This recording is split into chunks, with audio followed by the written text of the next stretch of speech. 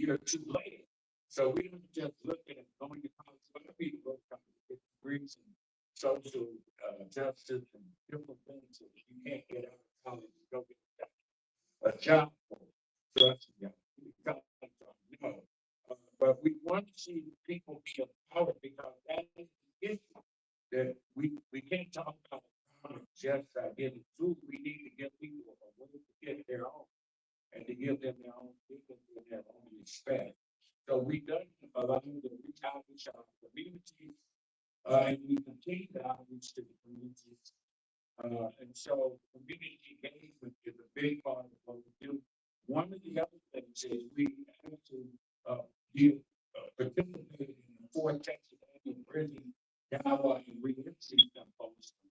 And this is statewide. We did this with there's Houston and Dallas specifically worked with brothers across the state in terms of identifying challenges and issues and remedies for resolving some of the issues that people coming up of prison, some of the ex-offenders who come out of prison that can make their lives better and settle. So much of what we do is not just about talking about a problem. We know what the problems are, but our challenge that we have is how do we remedy these issues? How do we get to a point where we're really turning our communities around and empowering people to build their own community and some significant progress. And again, more community engagement things, but we're also concerned with educational excellence.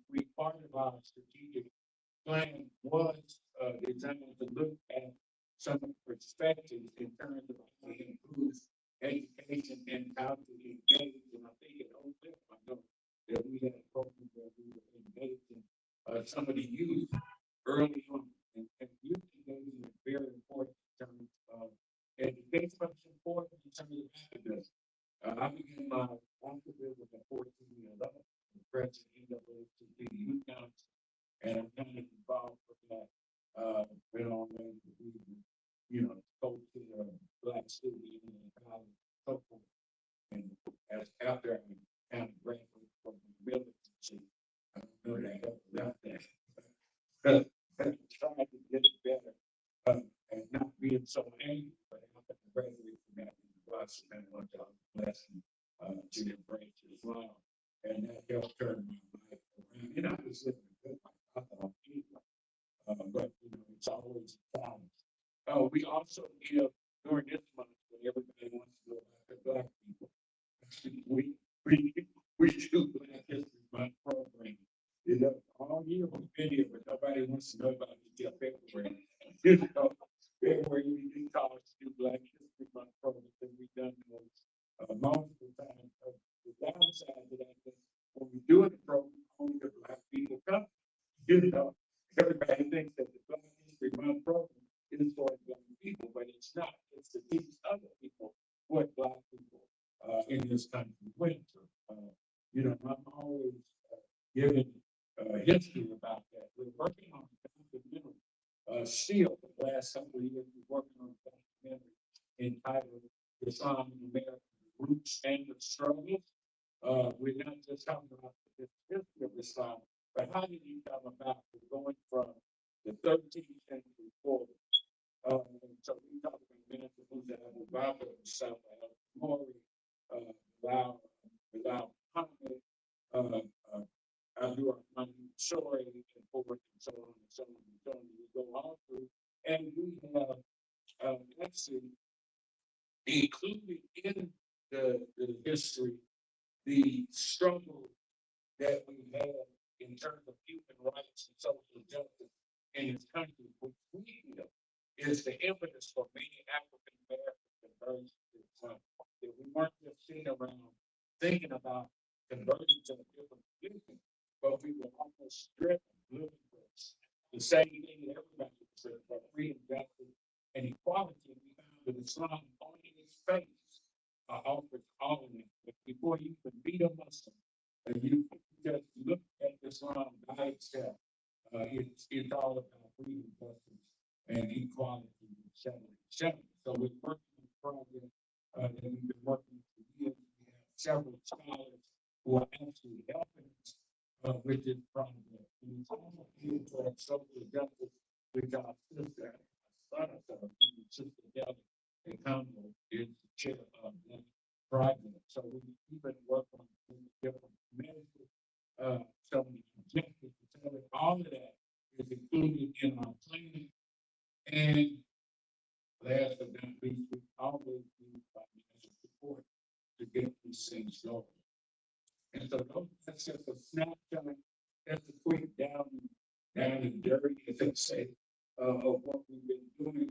But it also reminds me of just how much work is left to do. That this struggle is ongoing and continues. And hopefully, inshallah, that the struggle will evolve in the next generation. I'm looking at many of them right now. The next generation of legal advocates are going to take us to that next level, inshallah. So, without further ado, they gave me 15 minutes to do this. So, I think I'll expire my 15 minutes. Have a check. Said I keep going. Don't tell me I keep going. Because I knew I can't keep going. But I just want to say, I'm honored to be being chosen to be here, and thankful that Allah subhanahu wa ta'ala brought us all together and feel really the spirit of Islam within the facility and amongst the people. I'm really excited about the unity, and I'm hoping, inshallah, that we will continue to work towards that. We have ways to go. I'm used to tell people about my own personal history. I have a maternal grandfather was born in 1865, 10 months after 13. And he was born, President Nancy Johnson was the president. When he died, President Lyndon B. Johnson was the president. He lived through 25 presidential administrations. He lived through the Great Depression, World War I, World War II, Korean War, Vietnam War, Civil Rights Movement, which began in 1954, and supposedly in 1971.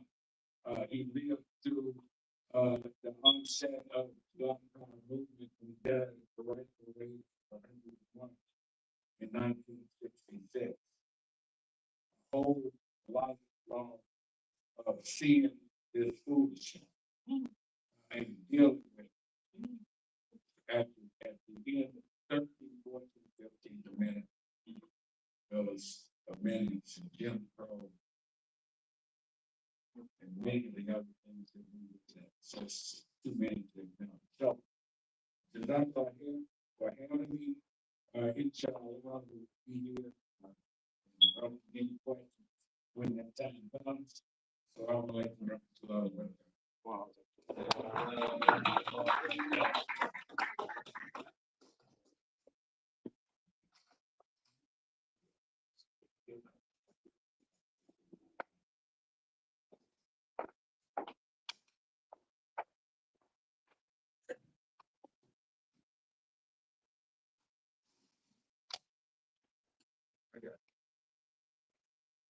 Yes.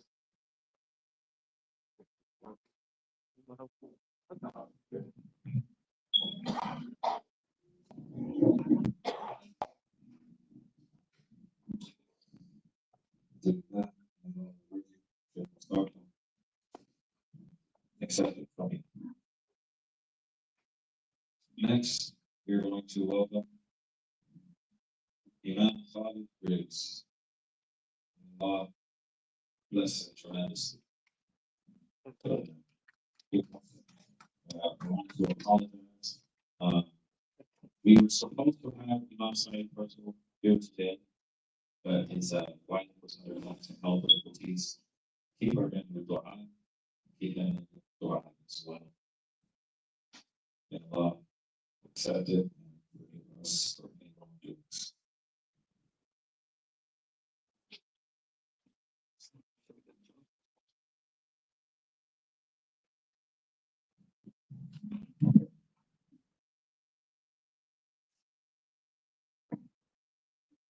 I wouldn't be that shit on the machine. It's the land of the stuff in life, that walk with what you do, what Sunday, I wouldn't be that shit on the machine. This is the land of the I just want to say that I said, time not too long ago, maybe about an hour and a half ago, I was scolded by the very seed recovery for not letting them know that I was trying to publish a passage, that I didn't have permission. And I wanted him and everyone to know that I was only asked to come here this past Thursday, just a couple of days ago. And I honestly did not realize that I was coming to the same place where my dear brother was talking and I had been talking about these slides. But it's an honor to be here. And it's an honor and I will share some personal reflections about Imam Jamil Abdullah. And I started by saying something that was that characterized himself like that characterized myself, that I've been blessed in a way that I feel like I'm a Muslim Forrest Gump. If you remember the movie Forrest Gump would pop up in historic moments and historic places. And it was like, how did this guy get here? How did he get in the signing of this field and talk and these kinds of things? And I've been blessed by a lot of my time to have been a part of many efforts in the African American social justice communities and develop relationships with many of the leaders and the hardcore workers of these movements in the African community and the social justice community as well. We can also talk for a few minutes about Imam Jamil Abdullah Al-Amin. And I have to say, in talking about him, even before I met him, even before I had read anything book about him, I would just see him on the news because at the time it came forth in the American society. He was looked at as one of the most outspoken African Americans in this country after Malcolm X. That he was someone who would speak straightforward. He would not try to hide his feelings about what he felt about the oppression, the movement that's happening here in this country. And as a junior high school student, because he was a few years, quite a few years older than me, but as a junior high school student, I used to try to imitate, I wanted to imitate the big afro that he wore, and the dog glasses that he wore. These were signature or signifiers for him as to who he was. My father would allow me to be asked. So I had to wait until I went away to college. Wear the dog glasses, and I couldn't have it together. Go away to college before I could do that. But he had an impression on me long before I met him, long before I began to meet other people who had been around me. And I have to say that Imam Jamil Abdullah Al-Amin was one of the most fearless and courageous and outspoken advocates for justice, particularly in the African American community, that I've had the pleasure to personally interact with and to know. This was a man that used to union organize back in the late 1970s. And Imam Jamil had embraced Islam in 1971. And he had moved from New York after he got out of the prison system in New York. And he moved to Atlanta, Georgia. And of course, established his community there in Atlanta. And during this particular time, I was union organizing. I used to come through Atlanta on a weekly basis going to Southern Alabama. And the people in Southern Alabama, Rankin County, Randall County, represented the Black Belt because of the population of African American people there. That I began to talk into, I was going into villages and towns, bumping into people that when they found out that I was, I had moved to Atlanta, I was living in Atlanta, rap around. And I met him in the store. But after having so many people be so enthusiastic, tell us something about Detroit Royal, I started spending more time with him. And when I would initially ask him questions about the struggle, he probably, for good reason, thought maybe I was a punk, thought that somebody sent me there to try to just extract information from him. So he was very uh, tight-lipped about things. He was friendly, he was nice. But it was not until I was able to tell him that I met someone who said that you were the most courageous human being that he ever met, and that he had found his manhood through your example. And this was a brother, Sheriff Gilmore. He became the sheriff, the first black sheriff in Greene County, Alabama. And he told me stories about Imam Jamil, about the courage that he had, that he was a true revolutionary, a true manhood, just by being around his brother.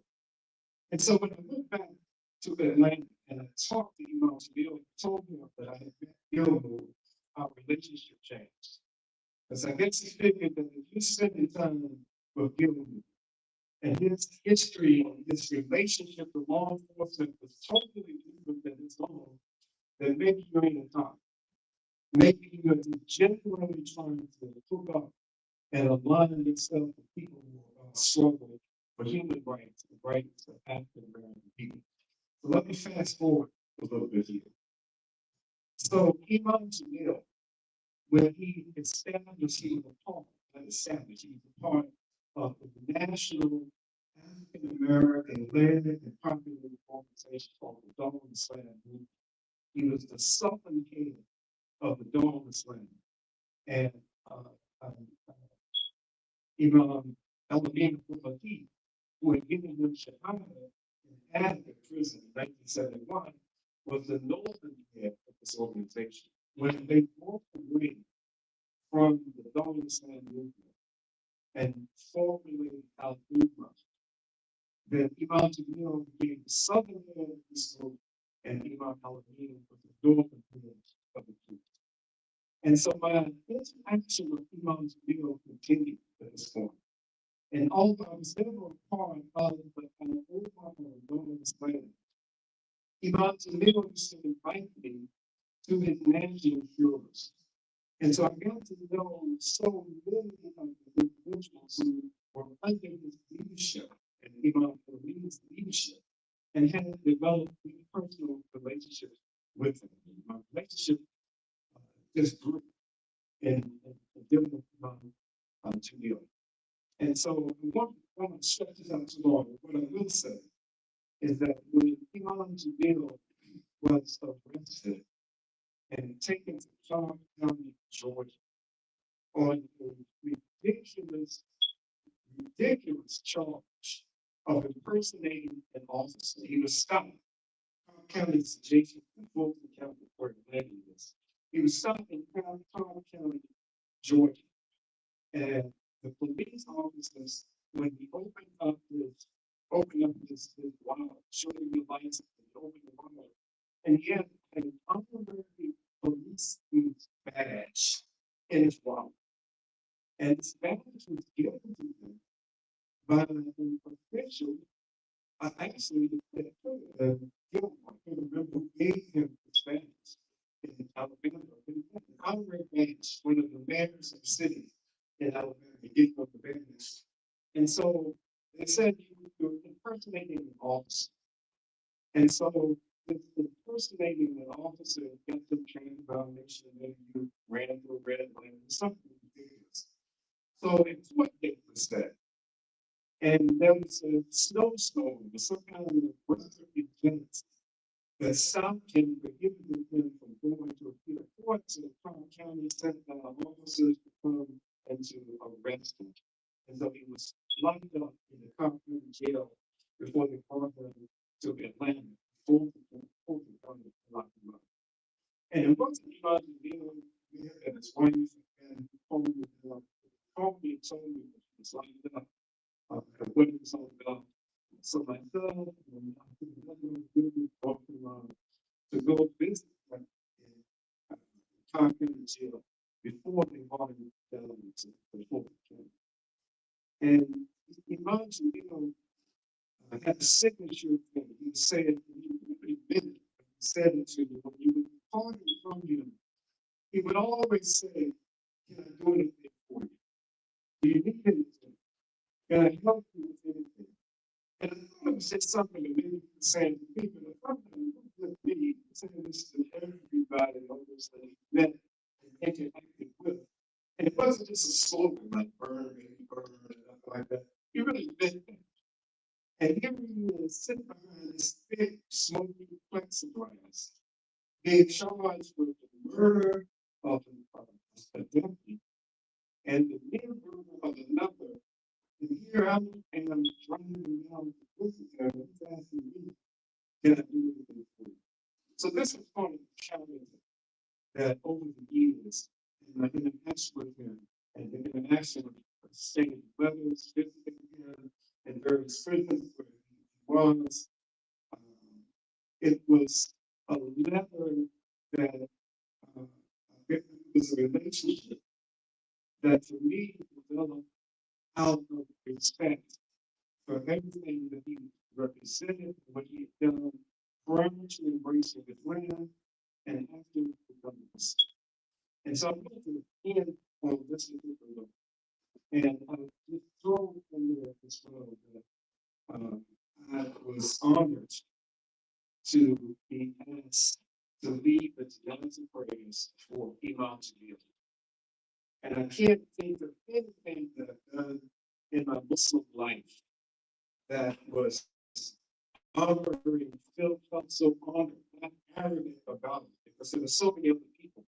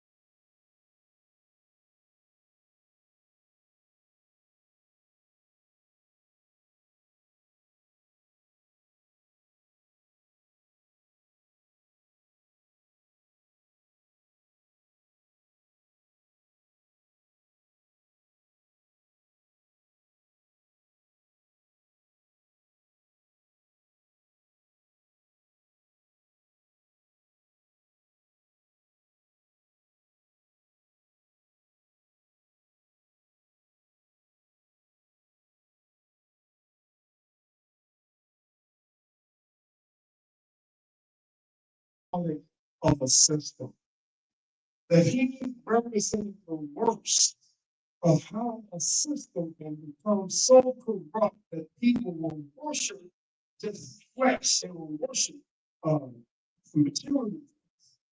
And Pharaoh represented the system that imposed this unjust system on other human beings. There were so many other sayings of Imam Jamil that signified to me as a political science major that this was what he was talking about, rather than putting it and saying this is Islamic liberation theology as I'm gaining more understanding about how practitioners of this, those who are advocates of this, how they understood it, I understood that this was truly Islamic liberation for ours.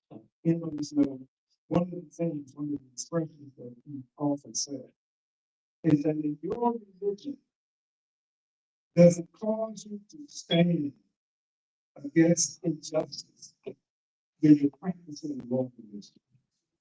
And he was saying this to the Muslims, but he was also saying this to the Christians. That those who would challenge him about his belief, you're a Christian, but you think when you study the historical development of Christianity, that this was not a rebellion against the status quo, that this was not an effort to collectively challenge from the basis of belief. If you don't know and recognize the same thing with the Muslims, that if we think that this faith was sent to us through the example of the Prophet Muhammad to only teach us how to pray, how to make salah. Because Ramadan started in a few days. This is nothing unique.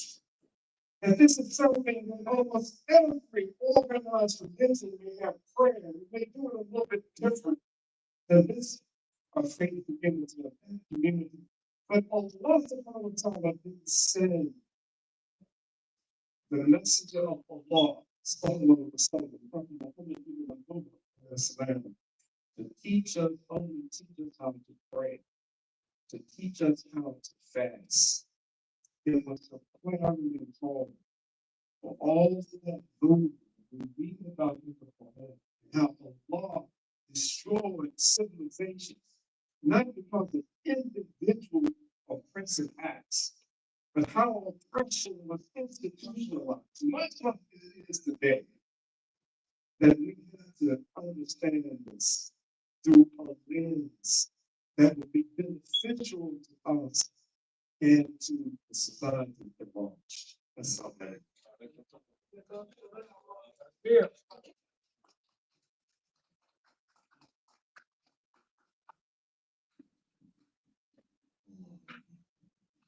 Takbir. Takbir. Alhamdulillah. Taqabbalallahu minna wa minka wa minkum. May Allah accept it from me, from you, and from all of us. So everything that's been said here today has been reflective of a broader struggle against oppression. We learned about Imam Jamil Abdullah Al-Amin, whose very presence scared the system of America. They could not have someone like that walking influencing people. I'm going to share with you some stories that I've heard. A story about a man in prison, locked in solitary confinement. And a man was placed in the cell next to him for several days. And he began to notice that he could hear the man through the vents. So he started to communicate with him. Imam Jamil was in this room, he was communicating with this other man. And he realized that this other man was the leader of the Aryan nation, a white supremacist organization. So you have this black Muslim revolutionary housed right next to white supremacists. A man who looked at him as no better than him. He began to talk to this man over the course of 48 hours. They had nothing else to do. 22, 23 hours locked in that room. He began to share with him everything that he understood about God. Everything that he taught to him about Islam, about submitting to God's will. Everything that had been taught to him about Muhammad. Sallallahu alaihi wasallam. In that 48 hours, he convinced this man to completely dismantle his ideological beliefs and accept Islam as his faith. True story. This man then left the Aryan nation, took on the moniker of Abdul Rahman, the slave of the most merciful, and joined the Muslims in that same person. This is who Imam Jamil is. This is why they couldn't move them out of the streets. You understand?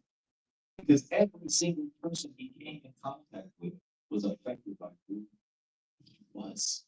Because he had so much sincerity and certainty, yaqeen, in what he.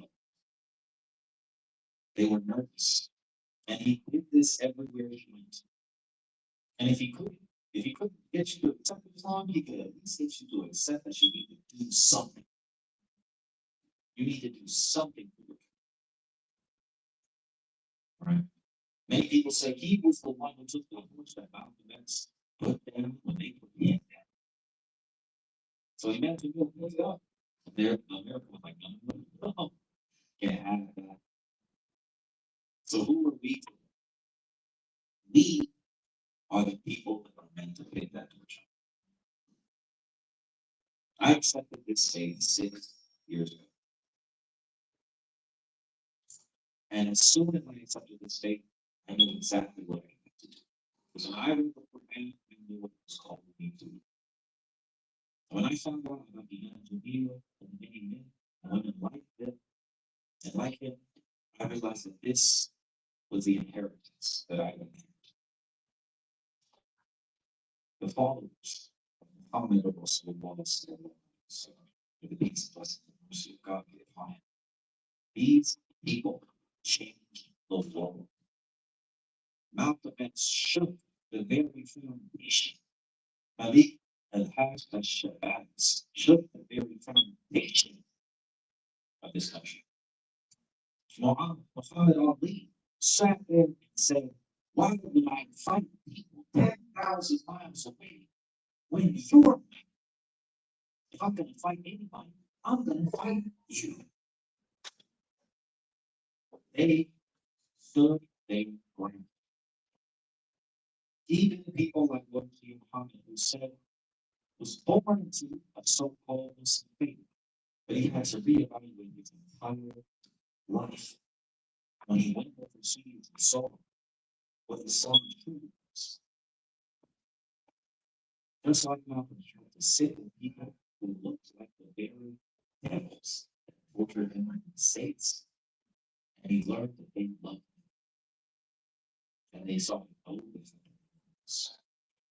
because they shared a common belief in God and prophet. So he came back home and tried, and with him, the largest mass conversion of African Americans to the faith of Islam happened. So today we are here to celebrate, to remember. This isn't just some solemn, oh, I feel bad. No, it's not what he would want. He would want us to engage in remembering what he was trying to do, not being sorry that he didn't accomplish it in his life. He wants us to trust him. He wanted us. That's what he kept telling his students. That's what he kept telling them. Do not let this stop. The struggle must continue. It must continue. This isn't just an African American struggle. No, this is conspicuous that it happened in this month. By the way, I was so wrapped up in planning this event and being a Muslim that I completely forgot it was Bible. I didn't even acknowledge that it was Black History. Right in my head, it's shocking. But that's Islam. In my head, we're coming towards Ramadan. I completely forgot the other months. So when I planned this event, I just planned it because I wanted to honor this photo, regardless of the date. And then when I realized I was sitting down, making sure it's happening in Black History Month. It's a coincidence. I didn't actually do this on purpose. It just happened to fall in the same month. This wasn't on purpose. Complete accident. I just wanted to honor a brother that came from my tradition, my culture, and it just so happened to line up super. I want us all to remember everything that's said from the powerful words of the prophets that stir our souls, from the amazing community work that Mabel is trying to achieve in our making an African American community across the DFW Metroplex and Ottawa National, and from the historical accounts of the Khalid Griggs, learn and respect and understand that with these two men lie immense treasure, that when they speak, we can listen. And when anyone should speak, anyone, we should be quiet. Eric is a Muslim. Be quiet, shut your mouth, and listen. Because they can teach you something that you can never understand because you would never experience. So I ask us, all of us today, to reflect on what's shared today. Nothing I can say can outdo anything else. I ask us to prepare for prayer time this time. So let's prepare to pray. We will call the event. We will establish the law and the mission. And I also want to invite others and tell us that we actually have a session. So we got to we got some chicken, we got some greens, we got some macaroni and cheese. Right? You understand? Yeah, greens. No, I'm from the sit. This is what it is. I'm from the sit. Let's sit. Yeah. Just I'm from a home. That was from a home. So we, of course, you gotta have greens. So we gotta have greens. Oh, so I just it's like it's not yeah, for the fun. You know, prepare for soul. Everyone wants to join us here. Also, we're not. I ask that God guides you and grants you ease in your journey. And I ask all of us to understand this today. And allow us to all of us as we pray, we will return. Allow us to network and see all the windows and engage in conversation and understand what we are here to truly understand. Something like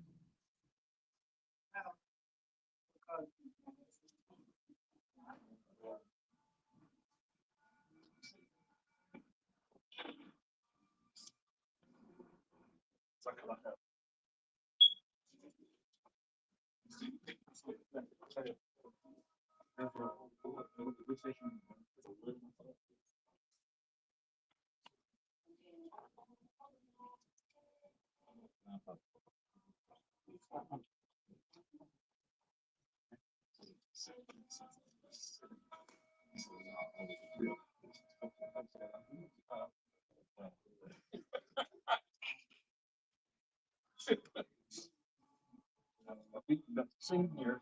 We both talk about things.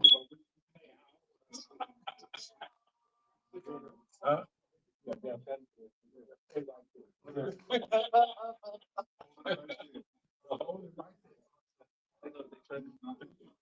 what's going on, bro? I'm divided. Just get busy.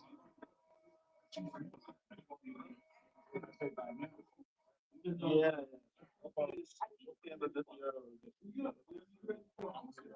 Uh,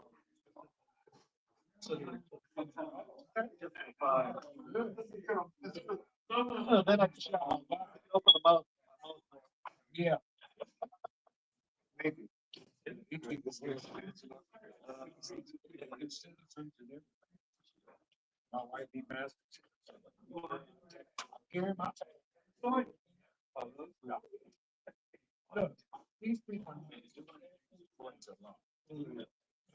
If a while, you know, high school shop. But the people that they think, how about brother, my wife? They're legitimate. They had, yeah, I talked to them. They did. Yeah. But these guys, they were doing everything according to the law. The people that they're picking up coming to interview or they visit because they have to be there. Take them away, put them in jail. That's the money he promised to get rid of all. So now they're trying to start. But that's the label. You know, with their ignorance, and they bring out stuff that these guys were. He's married to one. Yes.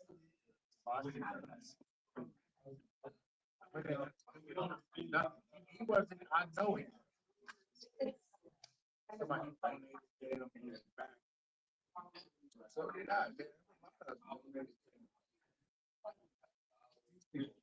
Remember. I feel sometimes someone tells about you know, I tell you what the law says.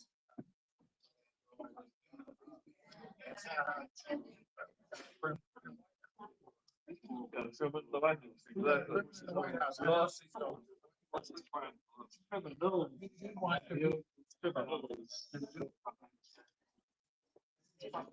But look, guess what? Look what I was looking at too this morning. He's gonna take out, kind of food tax your friend. Back in Canada, like, I mean, they don't have to, the new guy. Got his name, but he's not. China, we gonna go somewhere else and do this. What does that mean? Look what they did. China, no soybean. They didn't buy it now. All these crops are right in the field. On top of that, you got China, you got nobody going to work. So he's messing up this country. He's messing up the country, yeah. He's messing up. It's not hurting. It's hurting us. Even the people on the farm. People on the farm job said.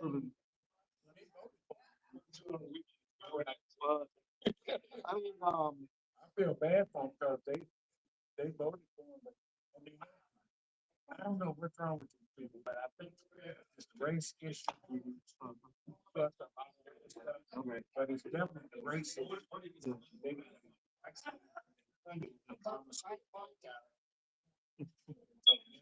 We got to come on. That's how they keep losing something. Here's the great excuse. Trying to find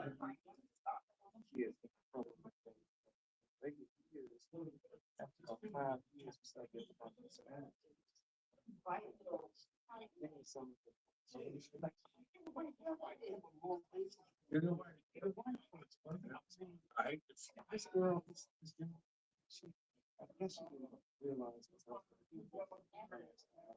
what you don't. She came in and looked at her face and she said,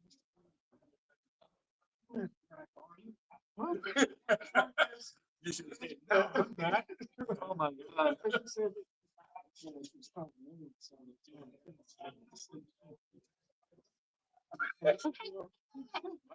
yeah, you actually, yeah, it's like shit. She said, what happened? You gotta put down. Oh man. Oh my God. I've been speaking to him all this time.